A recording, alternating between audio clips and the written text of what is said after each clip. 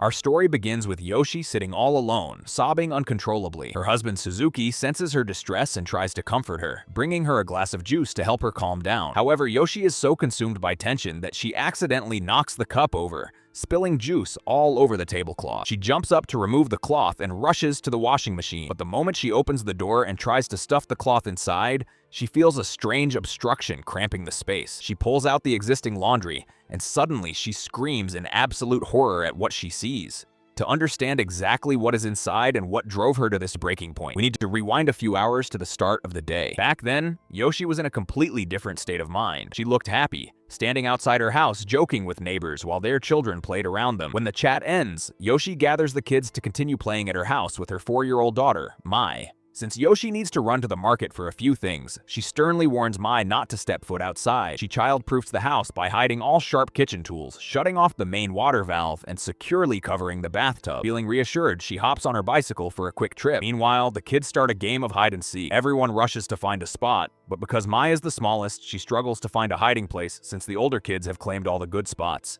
At the market, Yoshi overhears 2 customers whispering about a suspicious stranger lurking in the neighborhood and how parents need to watch their kids closely. This triggers a wave of panic in Yoshi. She rushes through her shopping to get back home and check on her daughter. As soon as she walks in, she calls out for Mai, but there is no answer. She tears the house apart, checking every corner hoping Mai is just hiding. When she finds nothing, she bangs on the neighbor's door, hoping Mai is playing there. But no one has seen her since the morning. Desperate, she calls Suzuki at the hospital where he works as a nurse. By the time he arrives, Yoshi has already given her statement to the police, who assure them they will search everywhere. This brings us back to the present moment, where Suzuki hands her the juice. We finally learn the tragic truth of what was inside the washing machine. It was Mai. During the game of hide-and-seek, the little girl had climbed inside the washer to hide and sadly suffocated. Fast forward 1 year, Yoshi and Suzuki have moved to a new house, but it is obvious she hasn't moved on. She has banned washing machines from the house entirely, washing everything by hand. She attends group therapy sessions where patients share their trauma. When it's Yoshi's turn to speak, Suzuki stands behind her for support. She is a nervous wreck, blaming herself and insisting that if she had just bought a top-loading machine, none of this would have happened. She manifests her anxiety by scratching her hands so violently that she draws blood, forcing Suzuki to step in and calm her down. The next day, her mother-in-law visits and notices the house is still chaotic and unpacked. She also sees that Yoshi has turned Mai's room into a shrine,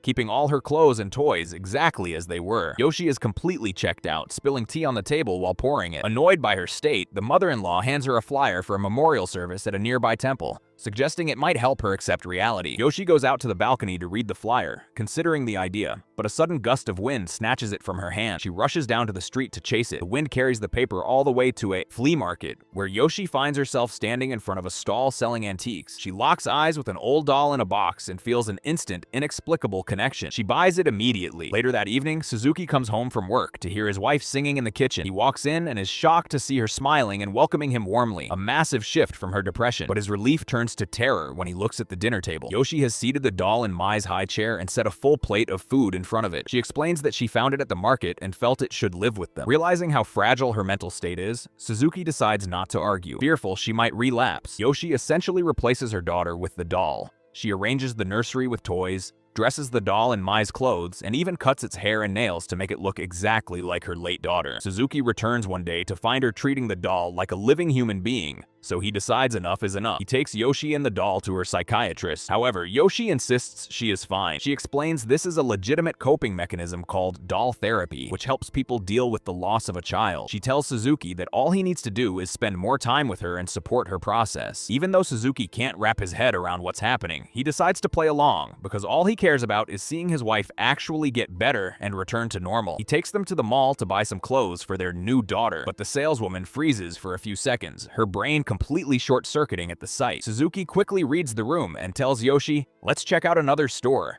This one isn't great." Over time, their lives gradually return to normal. They take the doll on trips, and Suzuki is overjoyed to see his wife laughing again like she used to, maybe even more. Their house becomes filled with photos of Yoshi and the doll everywhere, and they genuinely treat it like family. This progress gives Yoshi the courage to finally buy a washing machine again. One day, while Yoshi is hanging laundry, she suddenly feels dizzy and sick. She goes to the doctor, and afterwards she stops by Suzuki's workplace. He panics, not used to surprise visits, and asks, "Do you have tests today or something?" She reveals she was at the OBGYN because she's pregnant.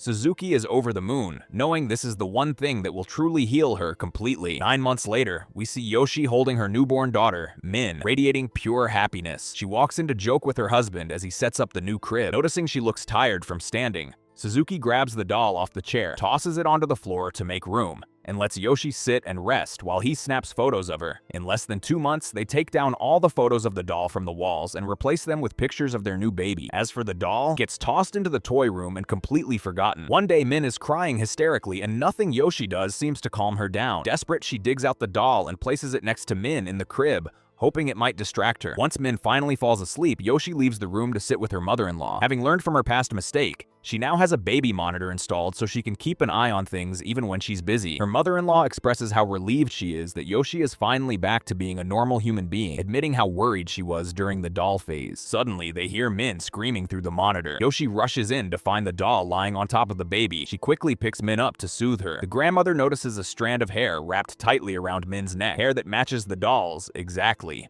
But she brushes it off, tossing the doll back onto the floor among the other toys. Later that night, Yoshi waits for Suzuki to come home and demands he put the doll back in its box and hide it somewhere, insisting its hair is dangerous for the baby. He does exactly as asked, stashing it away in the junk closet. 5 years later, we see Min coming home from preschool with Yoshi, singing together happily. Min asks to be carried because she's tired from the walk. Once they get home, Yoshi heads to the kitchen to prepare dinner, while Min goes looking for her ball, which has rolled into the closet. When she crawls in to get it, she finds the doll staring right at her. She takes it out of the box and runs to ask her mom, "Can I play with Jan?" Yoshi is confused, not knowing who Jan is. But when she sees the doll, memories flood back. She lets Min play with it, but a chill runs down her spine when she notices the doll's hair has grown significantly longer than how she had cut it years ago. She tries not to overthink it, telling her daughter, "That doll is very old. Be gentle with it." That night, she tells Suzuki about the hair. He reassures her, saying, "It's normal, honey. Sometimes they use real human hair for these dolls." She replies, "Okay, fine. Let's say the hair is normal. Explain the fingernails then. How did they grow like that?" Later, while cleaning, Yoshi finds clumps of hair scattered on the floor. She also overhears Min whispering to the doll. When she asks what they're talking about, Min replies, "It's a secret, I can't tell you." Yoshi laughs it off as just kids' imagination. But that night, Min comes into her parents' room, scared to sleep alone. She tells her mom, "I can't sleep in there. Jan keeps bothering me." She's jealous. She keeps asking why I get to be the only daughter. She says it's not fair. Yoshi assumes Min is just making up stories to sleep in their bed, so she carries her back to her room. To comfort her, she puts the doll on top of the wardrobe to show her everything is safe. The next day, Min comes home from school with her friend Rina and Rina's mom. Yoshi tells Min to take her friend and go play with the doll while she cooks. Min starts telling Rina, "Jan talks, you know? We stay up all night chatting." Rina doesn't believe a word of it and starts yanking the doll's arm, demanding to hear it speak. Suddenly, Yoshi hears Rina screaming. She runs out to find Rina's arm covered in deep bite marks, bleeding. When Yoshi asks what happened, Min screams, "It wasn't me, Jan did it." When she realizes her mom doesn't believe her, she breaks down crying too. Later that evening, Yoshi is organizing photos of her first daughter, Mai, for an album. Min walks in holding the doll, saying they both want to apologize for what happened. Yoshi lets it slide, but tells her she needs to apologize to Rina at school tomorrow. Min asks her mom to play, but Yoshi refuses, saying she's busy with her sister's photos. Min snaps, shouting, "I don't even have a sister," and storms off. Yoshi is stunned by this sudden aggression, as Min has never raised her voice like that before. The next day, Yoshi walks into her daughter's room and finds a scene of chaos. Min has ripped all the photos from the album and scribbled violently over her sister's face. Yoshi loses it, screaming at her daughter, demanding to know why she would do such a thing. Min dodges the question, insisting, "I didn't do anything, Jan did it." When Yoshi tries to grab her, Min bites her mother's hand hard to escape. Yoshi catches her and holds her arm to make her stop, but she gasps when she sees Min's arm covered in scratches. Before she can ask, Min shouts, "I hate you," grabs the doll and runs out of the room. Later, Yoshi gets summoned to Min's preschool. The teacher shows her a disturbing drawing Min made, two people hanging by their necks from a rope. The teacher explains, "When I asked her why she drew this, she said Jan told her to." She then asks Yoshi, "Who exactly is Jan?" Yoshi tries to convince herself that this is just a child's wild imagination. However, that night, she wakes up feeling someone crawling into bed next to her. Assuming it is Min, she turns over, only to scream in terror. It's the doll lying beside her. She wakes Suzuki up in a panic, insisting there is something evil about the doll.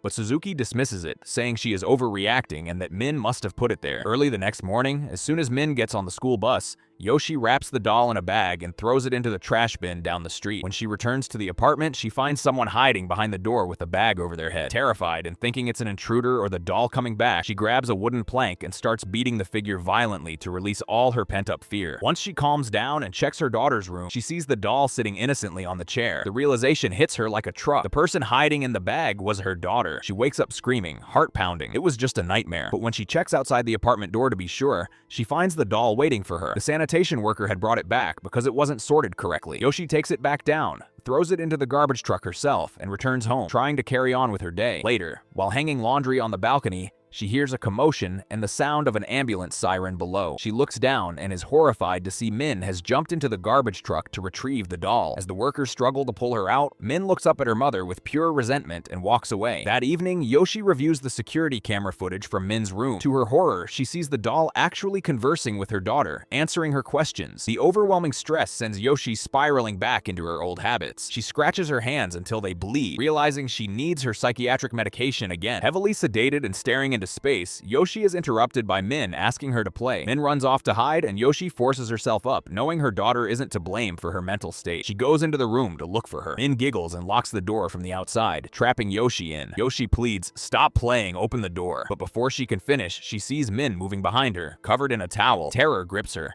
If Min is in here, who locked the door? The door creaks open and Min runs toward the laundry room. Yoshi feels like she is reliving her worst trauma. She rushes to the washing machine to check inside, but suddenly Min jumps on her to hug her. In a blind panic, thinking it's the doll attacking her, Yoshi throws her daughter violently to the ground. They rush Min to the hospital with a head injury. The doctor assures them it is superficial, but asks to speak with Suzuki alone. He asks if Yoshi has been acting strangely lately, revealing that Min's back is covered in scratches that look identical to the self-inflicted wounds on Yoshi's hands. When they asked Min who did it, she only said, "If I tell you, I'll get hurt even more." Suzuki concludes that Yoshi's mental break is causing her to hurt their daughter unconsciously. He decides to admit her to the psychiatric ward for her own safety. Yoshi loses it, screaming that the doll is the problem and can't be left alone with Min. Suzuki points out the scratches on her own body and suggests she might be the one doing it. He promises to get rid of the doll for good and send Min to stay with his mother until Yoshi recovers. Calmed by his promise, Yoshi reminds him of a temple that performs burning rituals for cursed dolls and suggests he contact them. That evening, Suzuki takes photos of the doll's box and sends them to the temple to schedule a ritual. They call him back immediately, warning him that the doll is extremely dangerous and must be disposed of as soon as possible. They insist on performing the ritual the very next day. Suzuki is baffled by the urgency. He searches online and discovers a whole legend surrounding this doll. It dates back to the Edo period, involving a doll maker named Kokushi. His daughter loved dolls and had one she never parted with. After a tragic accident where the girl disappeared, leaving only the doll behind, her mother kept it and eventually asked to be buried with it on the island. Legend has it that after the mother died and was buried, the doll managed to escape the grave to search for its owner. Suzuki dismisses it all as just spooky stories to attract tourists. Meanwhile, at his mother's house, the grandmother tucks Min into bed. She goes to the kitchen to get a drink and watch TV. When she turns around, she sees Min standing in front of the TV facing away from her.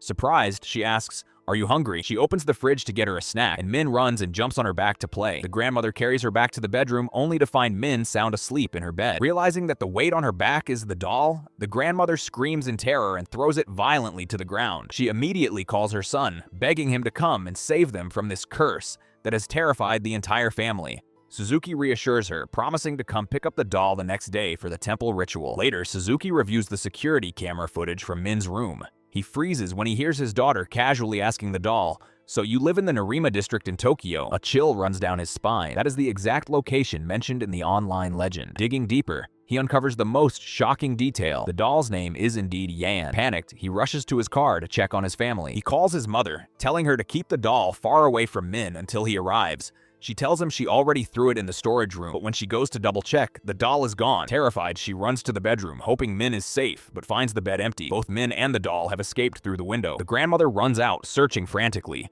She spots Min sitting dangerously on the railing of a bridge. Too scared to startle her, she speaks softly. "Please don't jump, honey. Wait there. I'm coming to get you." Just then, Suzuki arrives at his mother's house to find the front door wide open and no one inside. He rushes back out to search for them. Suddenly, he sees his daughter walking toward him. Her mouth is smeared with red and she is dragging Yan along the ground. Suzuki quickly pulls out a tissue to wipe her face. then grabs the doll and shoves it back into its box. Suddenly, a police car screeches to a halt. His mother steps out, her hands bandaged and bleeding. Through hysterical sobs, she explains that when she tried to save Min from the bridge railing, the doll suddenly lunged at her and bit her hand savagely. The officer, skeptical of this supernatural story, takes Suzuki to his patrol car to show him the dashcam footage. Suzuki watches in disbelief. It shows exactly what his mother described. He quietly pockets the tissue he used to wipe Min's face, realizing the blood might not have been hers, but his mother's, and fearing his daughter might have been the one biting. The next day, a representative from the temple arrives to collect the doll personally, reminding Suzuki that the purification ritual begins at 10 a.m. Suzuki decides to attend and film the ritual to show Yoshi,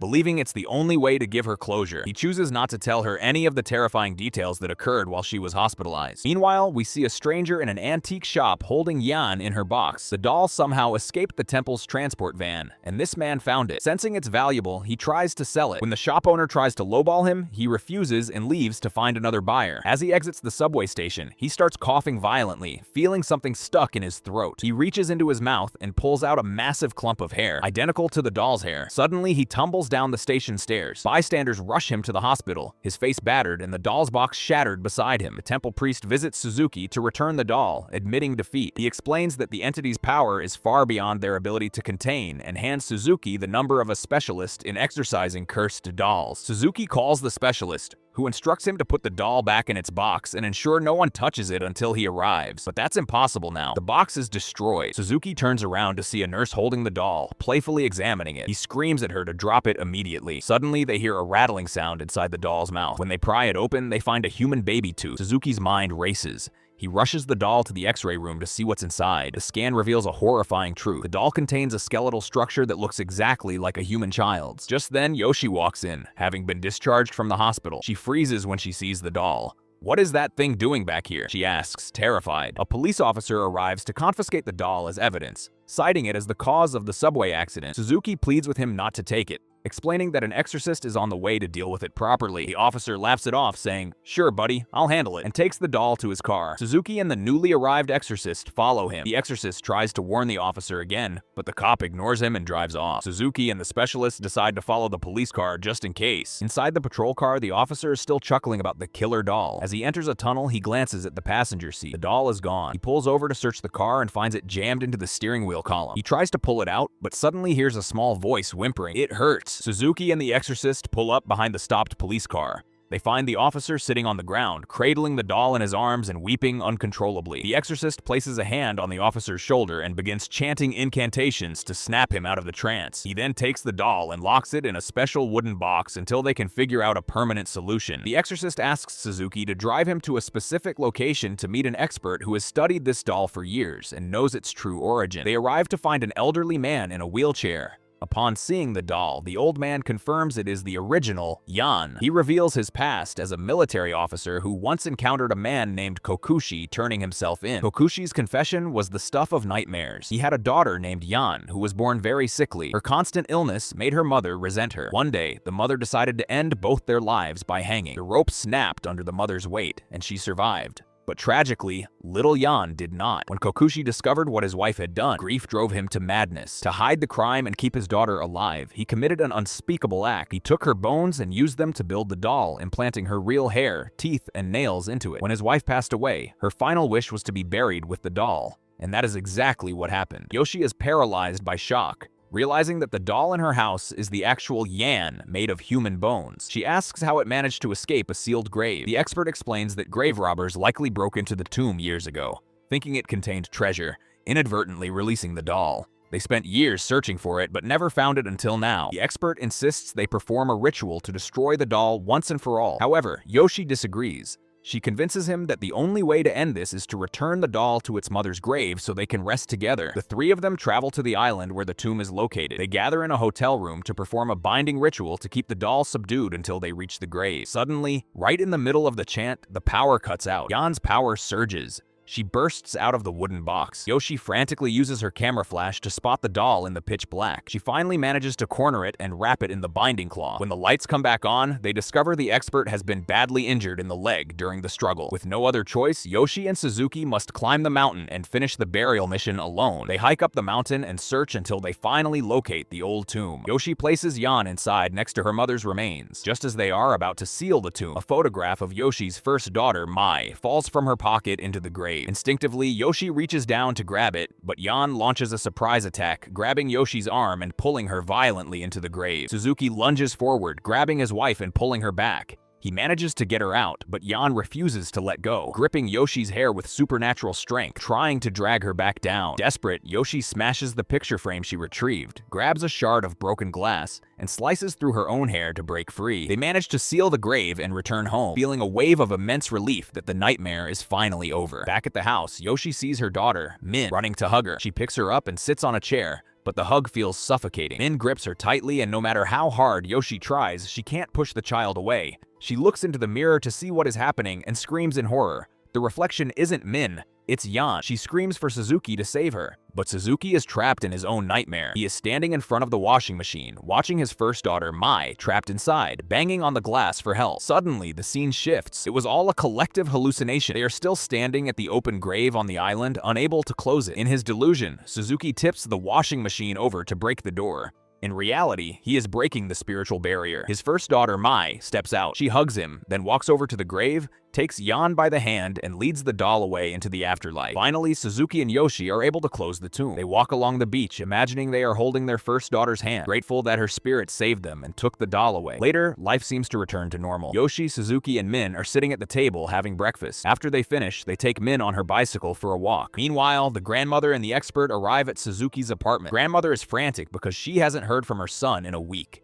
And worse, he never came to pick up the real Min, who has been staying with her the entire time. They enter the apartment and find 3 empty plates on the table. The expert realizes the catastrophic mistake they made. Jan hated her birth mother and never wanted to return to her. Her goal was to replace Min and have Yoshi as her new mother. Returning her to the grave was exactly what she didn't want, and she has now fully possessed the family. We cut to Yoshi and Suzuki stepping out of the elevator. They are smiling, pushing the bicycle, but sitting on the bike isn't Min, it's the doll Jan. The real Min, sitting in the grandmother's car outside, spots them. She screams at the top of her lungs, calling out to her parents, but they don't hear her. They walk away, happily enslaved by the doll's spirit, completely oblivious to reality. And with that chilling image, our movie ends.